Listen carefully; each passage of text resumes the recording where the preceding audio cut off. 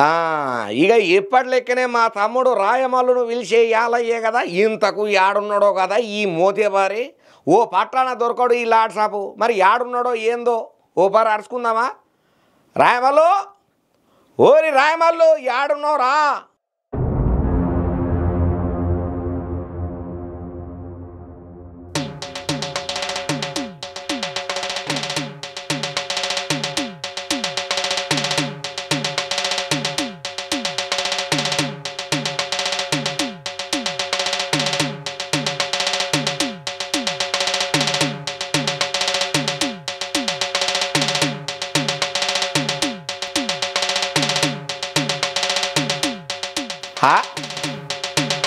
Hago మా రాయమాలు కానీ పిలితే ఈడెవడో పిచ్చి మొక్కపోవడం వచ్చిండో ఓరి పిచ్చోడా నడవవుతారా నేనేదో మా రాయమాలు గాని కోసం చూస్తా అంటే రాయమలుగా ఓ రాయమాలుగా ఏడదచ్చినవురా కావట్లేదు ఆగో ఓ రాజమల్లనా నేను ముద్దుల తమ్ముడు రాయమల్లును ఓసిని అన్నాలం పాడగాను నువ్వారా వారే ఈ బిచ్చపోన అవతారమేంద్రా ఇజ్జత్ పోయే కథలు కాకపోతే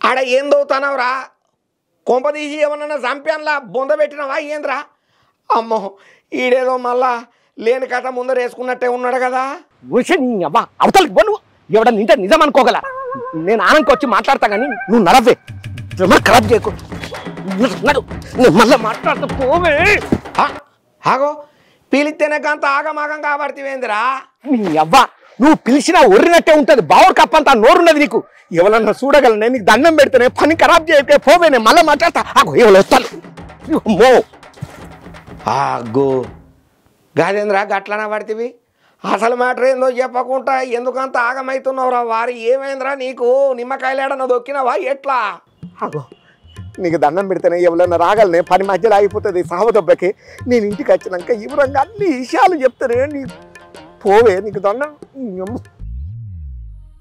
ఆగో అడుగుతా అంటే అర్థమైతలే రాదా దివానగాని లెక్క చెప్తున్నావు నీ దవడపండి జడిసిందంటే గోడ కత్తకపోతావు ఏమనుకుంటున్నావు మర్యాదగా చెప్పు నువ్వు వాడ బొందల పండుకొని ఏం చేస్తానవో లేదంటే నీ అమ్మ మందిని పిలిచి ఆగమాగం చేస్తా ఏం లేదన్నగారు కొంపల ఉత్తగా తిని కూర్చుంటే ఏం కాలక్షేపం అయితలేదని సోపతి గన్నతోని బిల్లగొట్టి ఆడుకోనికే పొక్కలు తిట్టాను చాలా అబ్బా ఈయన తోడు ఎర్రోడైతే కేపాల్ సారు కవిత్వం చెప్పిండట అట్లున్నదిరా నువ్వు చెప్పేది ఆ బట్టే బాజీ మాటలు బంద్ పెట్టి అసలు కథ ఏందో మొదలు చెప్పు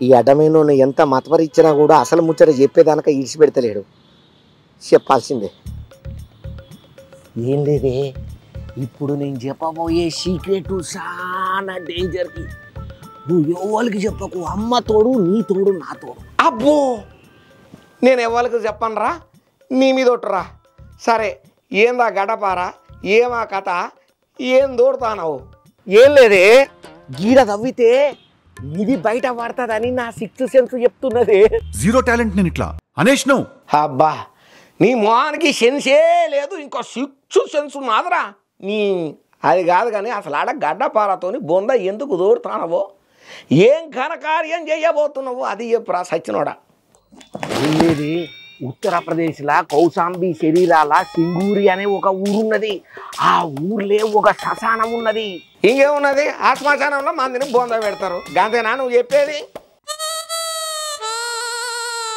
నీ అవ్వ ఏదైనా ముచ్చటి చెప్పకపోతే చెప్పు చెప్పు చెప్పని దొబ్బుతావు చెప్తుంటేనేమో మాటకు అడ్డం పడతావు ఫ్లో మొత్తం పీక్తుంది నువ్వు ఇట్లా మాటకు అడ్డం పడితే నీ అవ్వ నేను చెప్పనే సరే సరే తమ్ముడు చెప్తామి చెప్పు అడ్డం పడనరా నీ అమ్మ ఈడ ఎంత దొబ్బినా వెళ్తలేదు గాడు ఉండొచ్చు ఈడ దొరకబడతా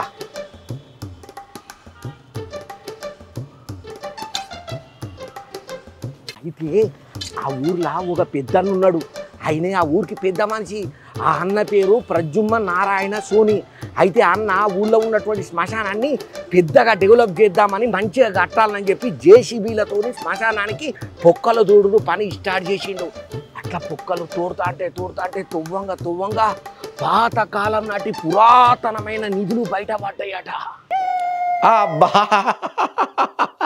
కిస్మత్ అంటే ఈ పెద్ద మనిషిదేరా. అందరూ నక్కతోక దొక్కితే అన్న ఏకంగా నక్కనే దొక్కుంటాడు. తంతే గార్ల బుట్టలు కాదురా, ఏకంగా బూంది భగవంలోనే పడ్డాడు కదా.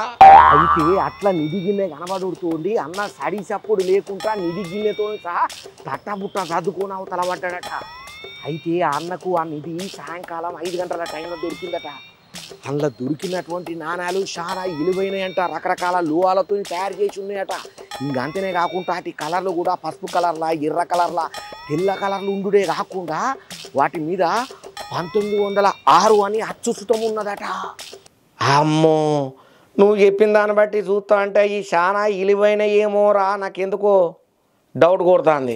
అవునే, అవి బ్రిటిష్ కాలం నాడు శిలామంలో ఉండేటి అట.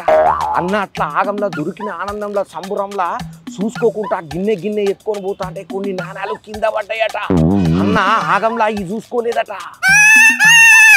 ఇంకేమున్నది, ఆ కింద పడ్డాయి ఆడికి పోయిన ఊరోళ్ళందరికీ తలకింట దొరుకుంటుంది. మందికి నిధి ముచ్చటెరకైతే మూసుకొని కూర్చుంటారా, కాంపు చేసి ఉంటారు ఈ పాటికి. అబ్బా, అమ్మతోడు పర్ఫెక్ట్ చెప్పినవే. అట్లా అన్నకు నిధి దొరికిందన్న ముచ్చట ఊరోళ్ళకి ఎరకగానే ఏరుకునేటందుకు 100 మంది దేవులాడే పని శురు చేసిండ్రట. మరి అట్లా దేవులాడంగా ఎవరికన్నా ఏమన్నా దొరికినాయంటనా?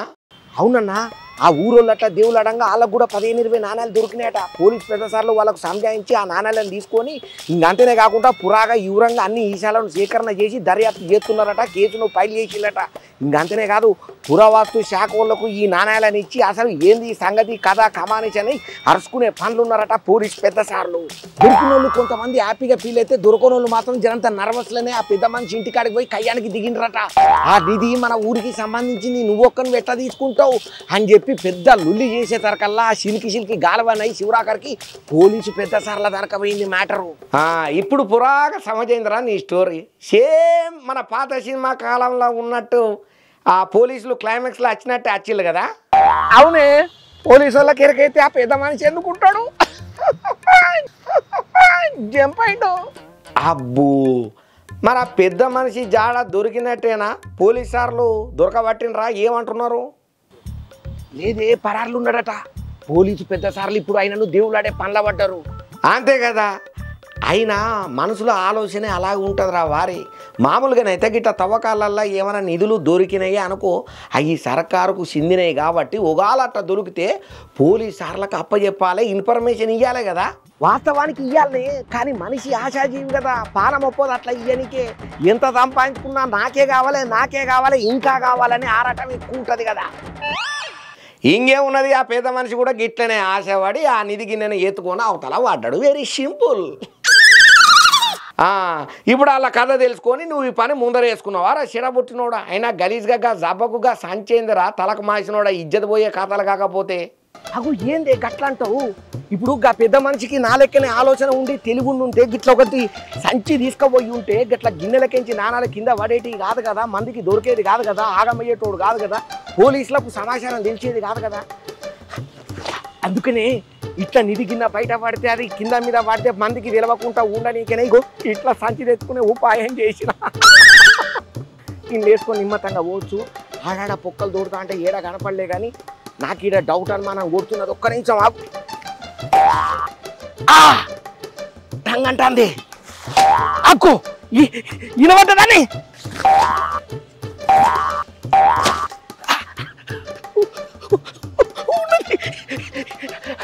ఇలా నిధి ఉన్నది. నువ్వు నేను ఇంత తోడేసి నిమ్మతంగా ఇంటికాడికి మూట పట్టుకొని వస్తా. నిమ్మతంగా మంది వేసుకుంటా కూర్చొని ఈవరంగా పంచుకుందాం పోవే. టంగంట చెప్పు తీసుకొని కొడితే ముఖం శనగ బటాన్ అవుతుంది. గడ్డపార తీసుకొని గట్లా గ్రౌండ్లో పోయి పొక్కలు తీసుకుంటా కూర్చుంటావు. నీ ఆలతను ఎవరన్నా చూసిల్లే అనుకో, నిన్ను ఇత్తడి ఎత్తారా, ఈ పంత సాపు ఎత్తారు బిడ్డ. ఏమనుకుంటున్నావు? సపదాకా నడా అడ్డమైన మొక్క పోడ నా గండాన మోపోయినావు. నాకన్నా ఎట్లా ఇది వచ్చినవురా నువ్వు? పొద్దుగల సంది రెక్కలు ముక్కలు చేసుకొని తిండి తిప్పలు లేకుండా అన్ని పొక్కలు తోడుకుంటూ వస్తాను. ఎవరికి తెలవకుండా దొంగ లెక్క బతుకుంటాను. నిధి కోసం తిప్పలు పడుతుంటే నా ఒక్కడి కోసమా? ప్రతి దాంట్లో అడ్డపడతావు. నువ్వు ఒక్కడికి రాలరా నన్ను ముంచనీకే. సంచులపాడు లాంఛమవుతావురా. ఎట్లా ఉసురు తీసుకుంటావురా? తీరా నిధి దొరికి సంచులు వేసుకొని పోదామన్న టైంలో అడ్డపడుతున్నావు. తాచిలు మొక్క పోడా. నేను మళ్ళా చెప్తున్నారా రాయమాలు నాకు కానీ మెంటల్ ఎక్కిందే అనుకో బిడ్డ చెప్తున్నా పోలీసులకు ఒక్క ఫోను టిక్క కొట్టిందంటే కోదనం ఎక్కిస్తారు కొడక ఏమనుకుంటున్నావు సకానడు నడతావా పోలీసులకు ఫోన్ కొట్టాలి అగో అంత పని చేయకండి దండం పెడితే కడుపులో తలకాయ పెడితే అత్తున్నా పో నేను అత్తున్నా పో